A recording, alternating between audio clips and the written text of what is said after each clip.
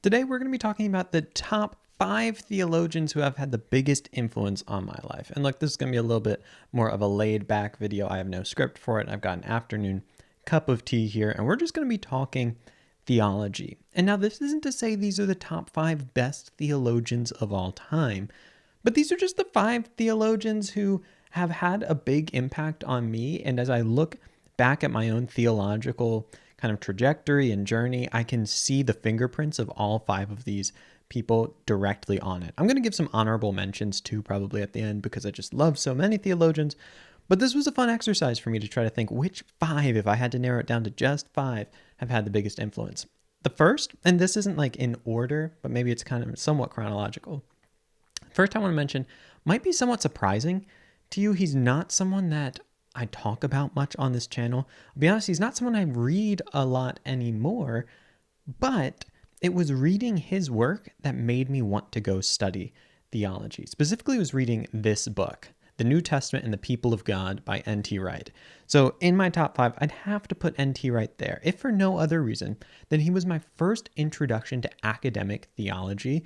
Now, he does more biblical theology, and I live kind of more in the historical and systematic world, but this gave me a taste of like, this can be serious. I'd only ever read kind of devotional books before then, and I'd always been an academic person, but my academic loves were like literature, and that's what I wanted to read and analyze, and I just never kind of approached theology in a similar, like academically robust way. And so when I came across N.T. Wright's work, I found it utterly compelling. I found it so exciting. And I was like 18, reading this really dense tome by him. And then I devoured a bunch of his other books. And I loved it. And he still has had a big influence on me. I have kind of wrestled a lot with his perspective on Paul. I do think it's pretty helpful. But yeah, he got me interested in theology. So I have to give credit to where it's due. First up on the list is going to be N.T. Wright. Okay, second up on the list, sorry, I've got a stack of books over here. I'm always surrounded by stacks of books, but a lot today, is another one that might surprise people somewhat. And that's because I think this person's like somewhat polemically charged, but I'm just going to say it. The second person would be John Calvin. Now, the funny thing about this also is I wouldn't really consider myself a Calvinist, certainly not of the kind of like newer brand of Calvinism at the popular level. But Calvin, for me, is the theologian who kind of like set the terms of the debate and gave me the contours of my theology. So 2 of the most influential like people that I met in theology, 2 of my professors, were both Calvin scholars. That's what they did. Taking a class on Calvin was one of the things that gave me kind of like an anchoring in Protestantism when in my undergrad years I was like really on the edge with Catholicism and Orthodoxy. And Calvin showed me like a logical presentation of Protestantism, gave me roots. I saw Protestants digging into the fathers. And then I think also though what's big for me with Calvin, so not only does he kind of like shape the way I think about theology, in the same way, not to compare myself to Karl Barth, but it's been said of Karl Barth that like all of his theology, you can see the imprints of Friedrich Schleiermacher on it, because Friedrich Schleiermacher was his teacher and gave him kind of like just the scaffolding. Even though his whole project in a lot of ways is critiquing Schleiermacher, like he can never get away from Schleiermacher because, well, that's kind of when those early people get their kind of hands on you as you're developing your theological ideas, like they're always going to leave an imprint. And Calvin for me is that. There's another reason I decided to put Calvin in here though, and it's because it was kind of a way of like filtering or getting to the root of a bunch of other people that I wanted to put in. So I really wanted to put in like T.F. Torrance. I wanted to put in my professors, Dr. Marcus Peter Johnson, Dr. John Clark.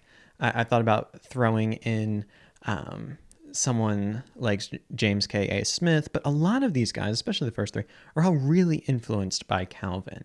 And specifically, I've been really influenced by a certain reading of Calvin, even though, again, like soteriologically, well, not even soteriologically, like in some of the debates around predestination, I might quibble, but the vision of reading Calvin through a lens of union with Christ, through people like Johnson, Clark, J. Todd Billings, Julie Canlis, other people like that, that's been really influential for me. A more sacramental, a like higher church reading of Calvin, those are all voices that have been big in my life, but they're all kind of commenting on Calvin. So Calvin's like a center of gravity in a lot of the theological kind of thinking that I've done and the reading I've done. So Calvin had to go in there. Okay, number three, I admit I'm going to cheat a little bit because I'm going to choose three people. But to me, they all kind of share a theological vision, and they're grouped together in what's known as like the ressourcement movement in Catholicism, 20th century Catholicism especially. So I'm pulling out here Hans Urs von Balthasar. He's got a lot of great texts. I decided to grab The Christian Anxiety. It's not by any means like his best work, but it's a side of him that I think a lot of people don't see, and I think it's really great. It's just the one I decided to pull off the shelf. I've got a bunch of him. Henri de Lubac, The Splendor of Theology, or The Splendor of the Church. I'm going to come back to this in a second, but de Lubac's had a big influence on me. And then Yves Congar, The Meaning of Tradition. Okay, so Hans Urs von Balthasar, his theological aesthetics has had a big influence on me. His hopefulness, that's a kind of theme I'm going to come back to in a bit with another reader, has influenced me. I think just his vision for what theology is. I also think he's one of the best ecumenical theologians. His assessment of Barth is like absolutely fantastic. He does such a good job in his book on Barth. It's just, he's an incredibly bright and clear theologian. I love Hans Urs von Balthasar. And The Fullness of the Church is actually probably the book I should have grabbed, but alas, I grabbed this one on anxiety. But I'm glad, get you a theologian who can do both, right? Who can write a more popular level work like that. Okay, but these two have a little bit more significance to me. Yves Congar, The Meaning of Tradition. I read this in a class on ecumenism in my undergrad, and it was my first kind of introduction to a new way of thinking about tradition as a lived thing. That idea has been with me ever since.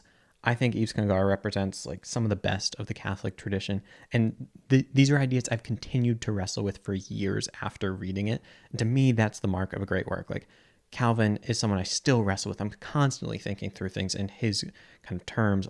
He sets the field of the debate, and then I read people like Congar, and anytime I'm thinking about tradition, a lot of times when I'm going through these debates, I find that people maybe aren't defining these things in the way that I would or the way I think they could be.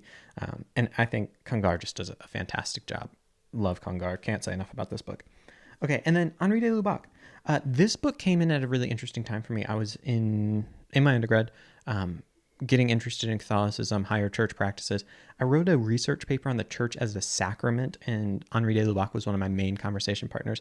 And it just opened up the church as a theological idea in a way that it hadn't ever been for me before.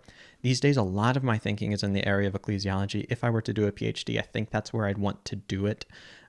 And I would want to look at ressourcement thinkers as well as some later Protestant thinkers like Jensen and others.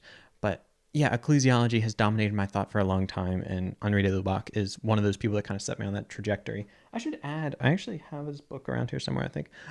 Louis Bouillet, another kind of great guy, great Catholic thinker in this mix, but I wouldn't quite raise him to the level of these three for me. So the ressourcement thinkers, those kind of, I'm bunching them together in three. Again, these aren't ranked. It's more of just I'm thinking through my thinking kind of chronologically. And so on that, still in my undergrad, the next I'm going to bring up, this actually isn't by her, but St. Catherine of Siena. So she's an interesting one. I've said before that there's no thinker I've spent more time on it because I wrote two undergraduate kind of like thesis papers, whatever you call them, just long pieces of research. And I did one on a historical perspective on St. Catherine of Siena, doing a lot of work in her letters. Her letters are so fascinating. We have like over 300 of them. She wrote to rulers. I wrote on her relationship to social outcasts, so to a man suspected of homosexual behavior, to a prostitute. I ended up just choosing those two originally, to a Jewish man, because it was just fascinating to see how she interacted with social outsiders, and that required doing a lot of reading on like sex and law in the medieval context, and it was fascinating, really fun. But then theologically, I worked on her theology of union with God, and I put it in conversation with Calvin as well. But I would say for that, I was working primarily with the dialogues, and that's had a longer, like long-term impact on me. The historical research was fascinating, but it's not something I find myself thinking about a lot. I would probably disagree with the way St. Catherine kind of interacted with those people. But her theology of union with God, which I've talked about before on this channel, which essentially starts with self-knowledge and goes up to union with God through these different stages, I think it's really fascinating. And even, maybe not more so, but in addition to me enjoying St. Catherine, I think she was in so many ways like this gateway for me to medieval mysticism, which is something that has really fascinated me. Originally, I thought about maybe making that like a long-term research interest, but the more time I just spend in this kind of ecumenical dialogue world, the more I think about ecclesiology these days, and that's kind of like where my expertise is. But in so many ways, that's where my head is, but my heart is with the mystics, and St. Catherine opened up the mystics to me. There's other mystics I probably like their writing better, to be honest. But St. Catherine has a special heart because like, she was the first for me, that is. And so, yeah, she's got to be number 4. Number 5 that I'm going to put in here is going to be St. Maximus the Confessor. Now, this is a book that I read after my undergrad, which is the only one of these that kind of came in that period. And this kind of represents me getting into patristics at a different level. So, I'd read some patristic authors during my undergrad. St. Athanasius, I think, was the first that I read on the Incarnation. Getting into the Apostolic Fathers, I almost put Ignatius in this list. He should get an honorable mention because he played a big role in me kind of changing my thinking on the Eucharist, which has had big implications for my life. But Maximus the Confessor, his vision of theology that is so expansive, that sees redemption as something like truly cosmic in scope. I think more than any other author, he's probably shaped the way that I think about what the gospel is. It's more capacious. It's better. It's more beautiful news in my mind, that Christ is drawing all things into himself. He's redeeming the whole cosmos, like everything. There's nothing that is not touched by what Christ has done. I mean, for me, St. Maximus like lit up theology in that way that has always been so exciting, and then has influenced kind of the people that I've been interested since then. So you might know of like my interest in Russian Sophiology, people like Berdyaev and Bulgakov and Florensky, all of these guys. Like I think they're utterly fascinating, but so much of what they're doing is coming back to Maximus. I might get in trouble for saying this, like reading someone like David Bentley Hart, who I quite enjoy in a lot of ways. He's talking more about St. Gregory of Nyssa, but also St. Maximus the Confessor, what Jordan Daniel Wood is doing on Maximus. Like so many of the people that I like have been influenced by Maximus, kind of in the same way that like all the people that I might want to name have been influenced by Calvin on like the torrents side of things. And so both of those authors are kind of at the heart of that, Maximus and Calvin. But yeah, those would be my 5. I could put so many more on the list, but I'm quite happy with this. I think it really does represent kind of my theological autobiography. I want to know what yours is down in the comments. Let me know who has influenced you the most. But I also want to say real quick before we wrap up, a huge thank you to my patrons. They are the ones who make these videos possible. This has become my full-time job, and I am so utterly grateful for their support. If you want to see this channel keep going, growing, but more than that, if you want to see more people encounter goodness, truth, and beauty in the Christian tradition, if you want to have people, be able to bump into these authors, right? Because these videos serve as a gateway to that, well, consider supporting the channel by going to patreon.com/gospel simplicity. I'll throw links in the description for these books. But again, I want to hear what books have influenced you the most. Anyway, thanks so much, and God bless.